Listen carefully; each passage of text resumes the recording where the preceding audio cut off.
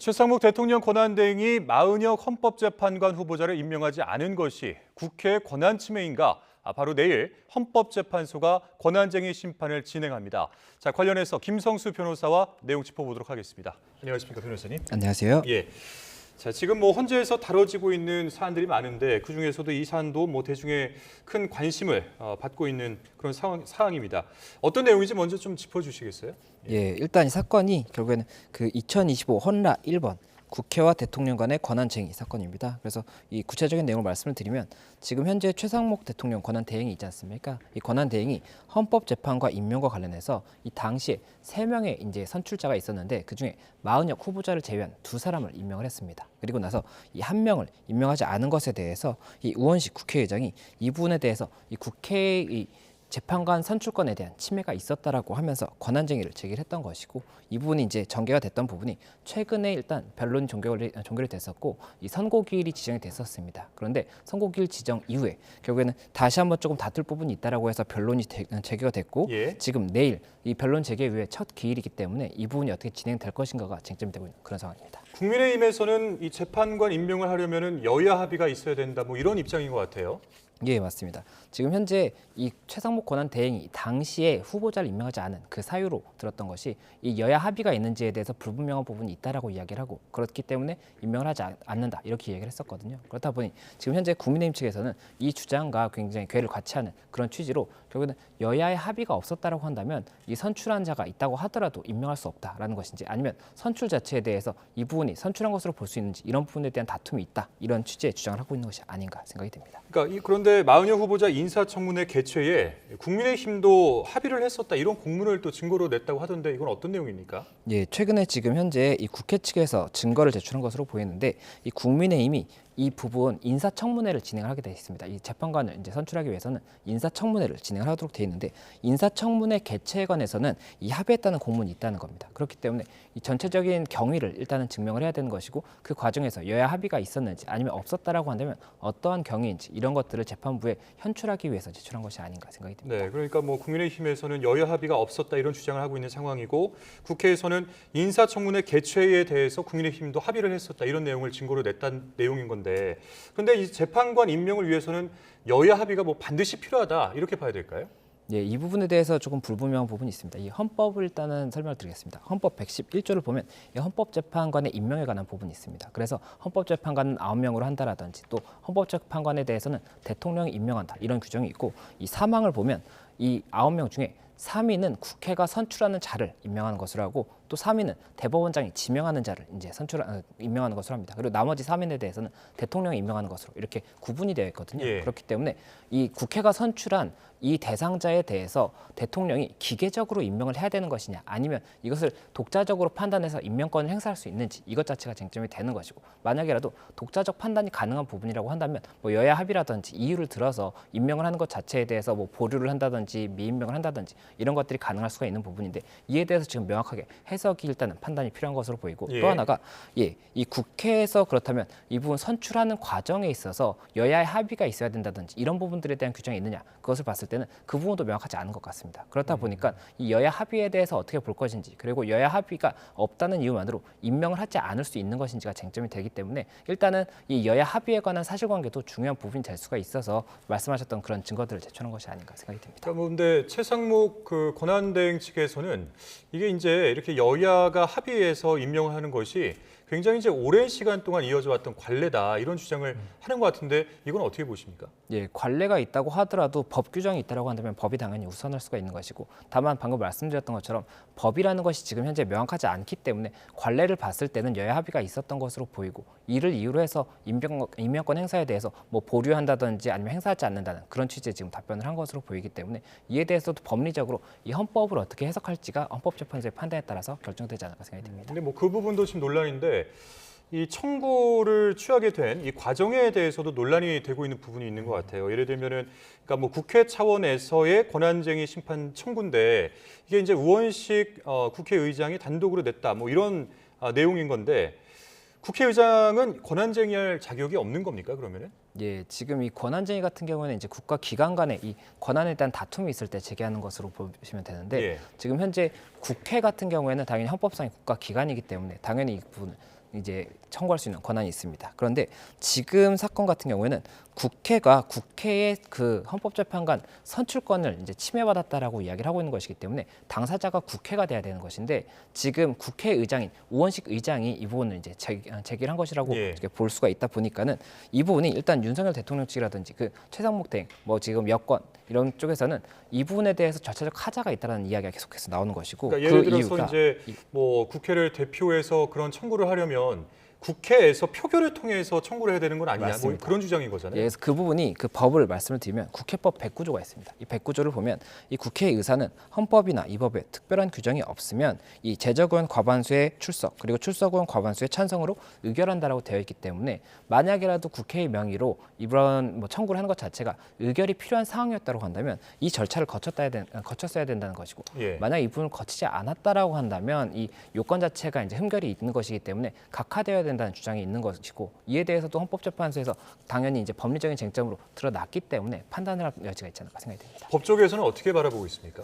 이 부분에 대해서는 일단 두 가지 다 가능할 것으로 보이기 때문에 정말 판단을 어떻게 할 것인지가 쟁점이 되는 것이고 이 헌법재판소가 이 존재하는 이 이유 자체가 헌법이라는 것이 이제 그 국가의 가장 상위법입니다. 예. 그리고 상위법 같은 경우에는 아무래도 근간이 되는 것이기 때문에 개정을 쉽게 하지 못하도록 뭐 국민투표라든지 개정의 절차를 굉장히 어렵게 만들어놨습니다. 그리고 이 상위법에 근거해서 이 법에 위반되는 뭐 일반법이 나왔을 때는 그 부분에 대해서 헌법이 위배되기 때문에 인정하지 않는 그런 것이 이제 있는 것이 헌법이고 이것을 판단하는 것이 헌법재판소입니다. 그런데 지금 같은 경우에도 헌법상의 규정 자체가 명확하지 않다든지 아니면 국회법상의 이런 규정이 명확하지 않다고 한다면 이에 대해서 헌법재판소에서 이제 판단을 해야 되기 때문에 이 부분 판단이 어떻게 될 것인지는 결국에 헌법재판소의 판단에 달려 있다 이렇게 보입니다. 뭐 법 쪽에서조차 양측의 주장이 좀 일견 타당하게 볼 수 있다라고 이제 말씀해 주셨는데 그러면 이제 만약에 헌재가 이 국회 재판관 선출 권한을 침해했다 이렇게 인용 결정을 내게 되면은 그 다음에 절차는 어떻게 되는 거예요?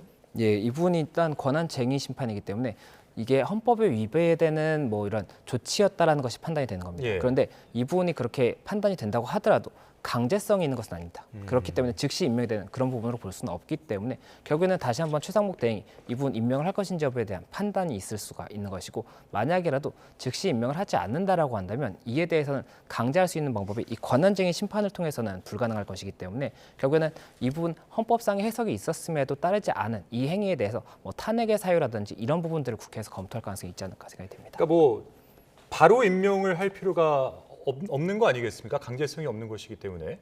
그러면 이제 최상목 권한대행이 이 헌법을 따르지 않는다, 헌재 결정을 따르지 않는다라는 판단은 어느 정도가 지났을 때 할 수 있을까요?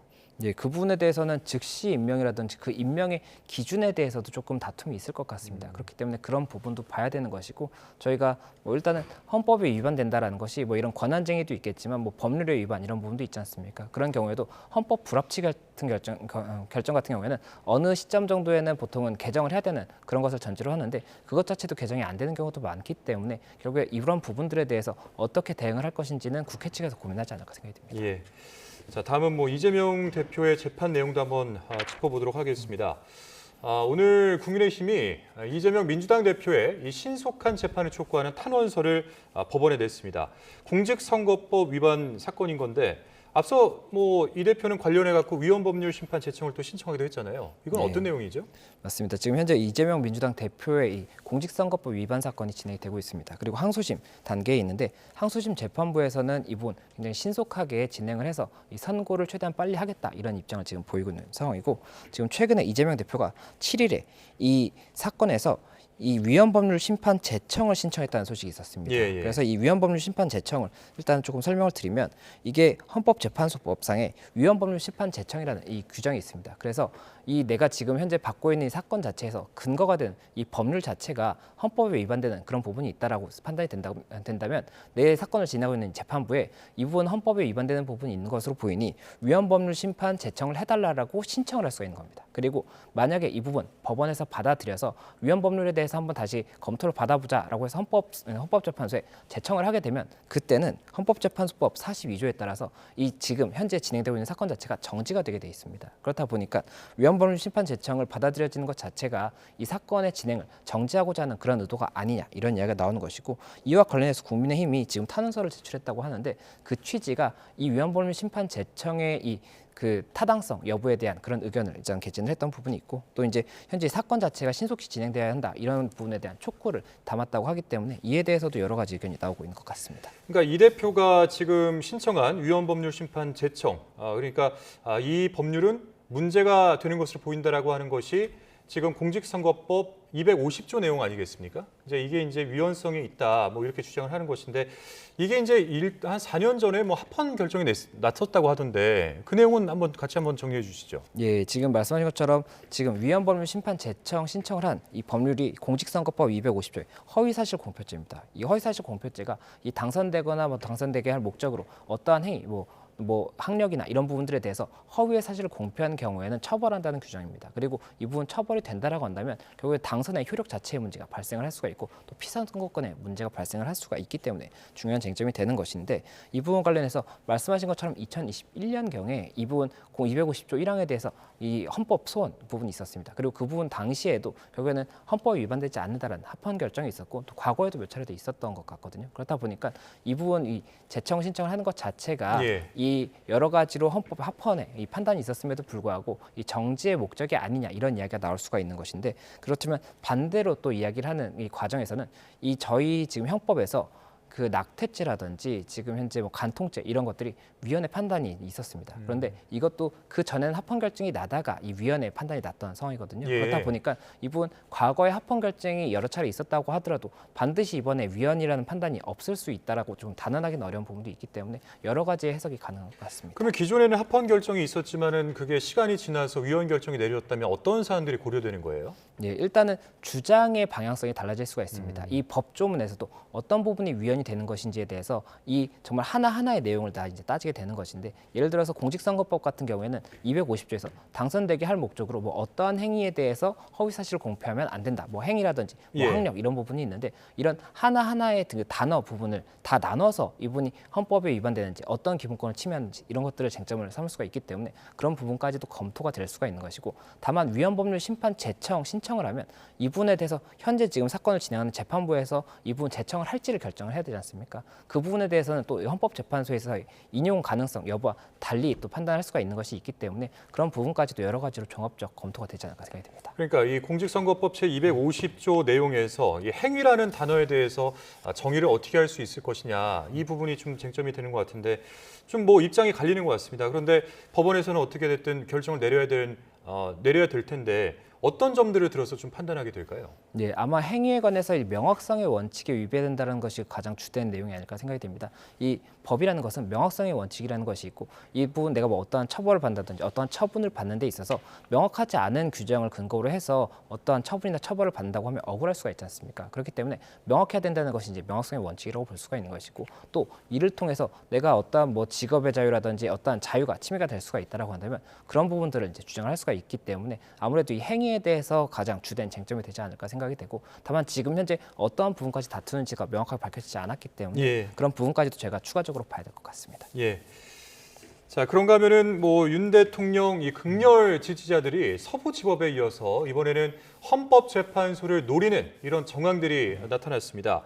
한 인터넷 커뮤니티에 뭐 헌법재판소의 도면, 지도 그리고 이제 사진 등을 올리면서 주변을 탐색했다는 이 글이 등장을 하고 있는 건데 뭐 그러면서 이제 날짜도 굉장히 특정되고 있는 그런 상황인 것 같아요. 알려진 거에 의하면은 2월 13일이라고 알려지고 있는데 현재 그 지정된 대통령 탄핵 심판 변론 기일 중에는 이제 마지막 기일인 거잖아요. 예, 맞습니다. 지금 현재 이 변론 기일이 13일까지 지정이 되어 있습니다. 그렇다 보니까 2월 13일이 기재가 되어 있는 것이 사실이라고 한다면 이 당시에 어떠한 뭐 불만이 있는 부분이 있다라고 한다면 그 어떤 조치를 하려고 하는 것이 아니냐 이런 이야기가 나오는 것이 이 도면이라든지 이런 부분이 굉장히 중요할 수가 있는 거지 않습니까? 내부 구조를 알 수 있다는 것 자체가. 그래서 그런 부분들에 대해서 여러 가지 지금 의혹이 나오고 있는 상태이고 이 부분 관련해서 일단은 여러 가지 염려가 되는 부분이 만약에라도 서부지법 사태와 동일하게 어떠한 폭동이라든지 폭행 이런 부분을 볼 수 있는 행동이 있다라고 한다면 이에 대해서는 결국에는 법치주의의 근간을 또 한 번 흔드는 그런 행위가 될 수가 있고 예. 지금 그 당시에 이 행위자들이 대부분 다 이제 구속이 된 상태입니다. 그렇기 때문에 그런 부분들에 대해서도 저희가 신중히 접근을 해야 되는 것으로 보이고 내가 어떠한 의견이 있고 그 의견을 알리기 위해서 이 집회 및 시위에 관한 법률에 따라서 이 적법하게 시위를 하는 것은 당연히 인정이 되는 부분입니다. 그런데 그 부분을 넘어서서 나의 의견과 맞지 않는다라고 해서 어떤 폭력적인 행위를 하는 것 자체는 굉장히 다른 문제가 될 수가 있기 때문에 이런 부분들에 대해서는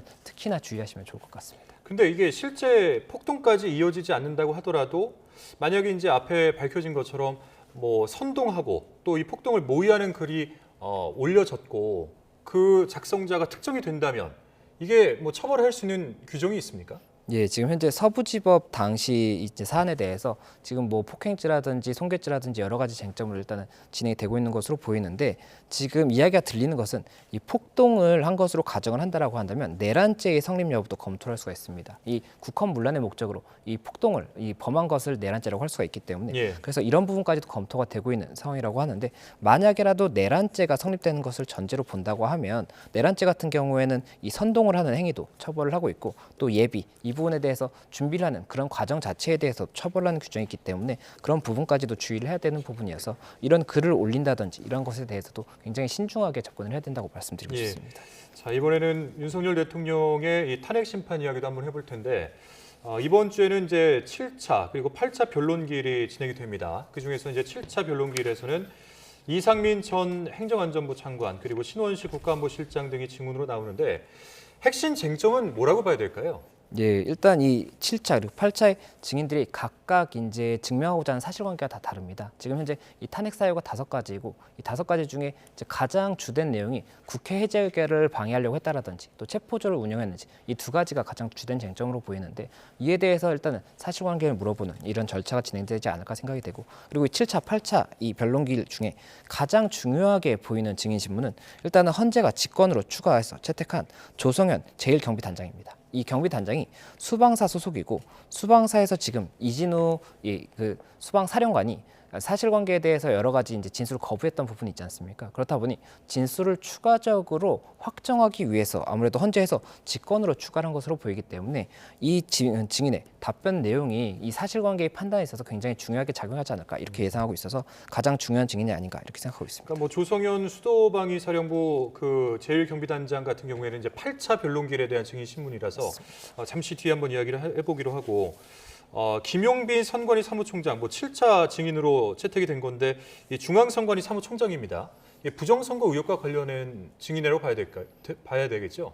예, 일단 7차 변론기일에 이 백종욱 전 국정원 3차장 그리고 이 김용빈 중앙선관위 사무총장 이 2사람의 경우에는 이 선거 시스템과 관련한 부분을 질문하지 않을까 생각이 듭니다. 이 국정원 3차장 같은 경우가 이 국정원이 이 선관위 시스템에 대해서 점검을 한번 했던 적이 있지 않습니까? 그때 당시 참여했던 차장으로 알려져 있거든요. 그렇다 보니 이 2사람에 대해서 이 사실관계에 대한 문답을 통해서 이 시스템 자체에 대해서 어떠한 의문이 있다 이런 부분을 최대한 드러내고자 하는 것이 이제 윤 대통령 측의 이 신청 목적이 아닌가 생각이 되기 때문에 이에 대해서 어떠한 답변이 나오는지가 굉장히 중요할 수가 있을 것 같습니다. 네. 그리고 8차 변론에는 뭐 조지호 경찰청장, 김봉식 전 서울경찰청장 등도 증인 신문 예정되어 있는 상황인데 뭐 경찰력 동원에 관해서 얼마나 모의가 있었느냐, 사전 모의가 있었느냐 이런 부분들이 관건이 되겠죠. 예, 맞습니다. 지금 2월 4일 그리고 2월 6일까지의 진행이 국회에 있었던 군이 어떠한 역할을 하고자 했던 것이냐, 이 당시에 그 국회 내부로 들어갔던 목적이 무엇이냐에 대해서 확인을 했다라고 한다면 경찰 같은 경우에는 국회 외부에 이 담을 지켰습니다. 그리고 이 담을 지켰던 목적이 무엇이냐에 따라서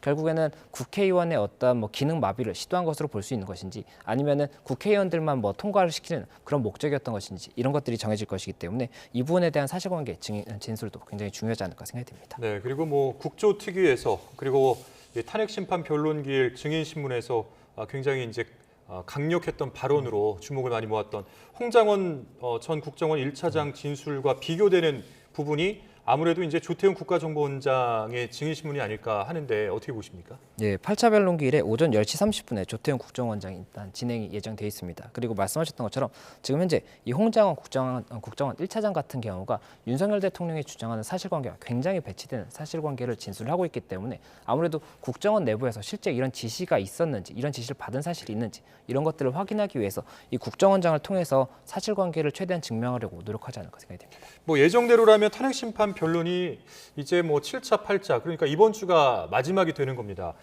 뭐 그런데 헌법재판소에서는 변론 종결 여부에 대해서 알 수 없다 이렇게 밝혔다라는 건데 어떤 의미라고 봐야 될까요? 그러니까 예, 더 추가될 수도 있다 뭐 이런 여지를 남겨놓은 거라고 해야 될까요?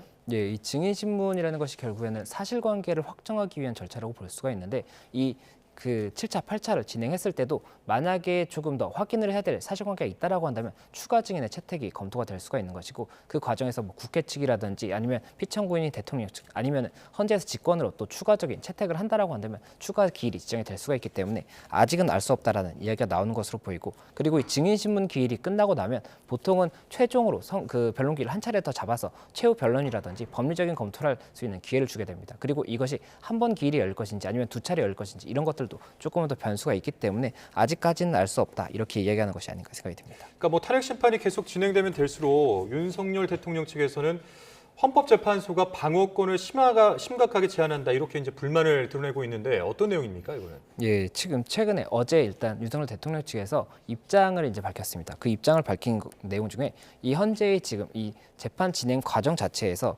이 증인 신문을 이 90분으로 제한하는 것 자체에 대해서도 이 피청구인의 방어권을 침해하고 있다 이렇게 이야기를 했었고 또 이거 반대 신문 사항을 하루 전에 미리 제출을 하도록 하고 있다고 합니다. 그런데 이 부분이 반대 신문 사항을 미리 제출하는 것이 이게 일반적이지 않기 때문에 예. 이 부분에 대해서도 결국에는 이 증인들이 반대 신문 사항에 대한 답변을 준비할 수 있는 이런 기회를 주는 것이 아니냐 이런 의혹을 제기를 하면서 이 부분에 대해서도 이제 문제를 제기했습니다. 또 이 주 2회 변론 기일을 진행을 하고 있는데 3명이라든지 4명의 증인 신문을 진행하는 것 자체도 이 물리적으로나 시간적으로 굉장히 무리가 되는 그런 부분이 있기 때문에 이러한 부분들이 결국에는 피청구인의 방어권을 이제 보장하지 못하고 있다 이렇게 주장을 했었고 지금 헌재에서는 그 부분 관련해서 일단은 시간을 제약하는 것은 국회 측과 피청구인인 대통령 측 동일하게 제약을 하고 있기 때문에 이것은 공정하다라고 볼 수 있다는 뭐 이런 취지로 답변을 한 것으로 보이고 또 한 가지가 이 반대 신문 사항을 미리 제출하도록 하는 것은 이 사무처에서 이 영상 공개와 관련해서 요청을 했던 내용이기 때문에 이 부분에 대해서도 그리고 권고 사항이었을 뿐 어떤 뭐 강제적인 부분은 아니었기 때문에 이 부분에 대해서도 그 주장이 조금 타당하지 않다는 취지의 답변을 한 것으로 생각이 됩니다. 네, 여기까지 듣도록 하겠습니다. 지금까지 김성수 변호사였습니다. 오늘 말씀 고맙습니다. 고맙습니다.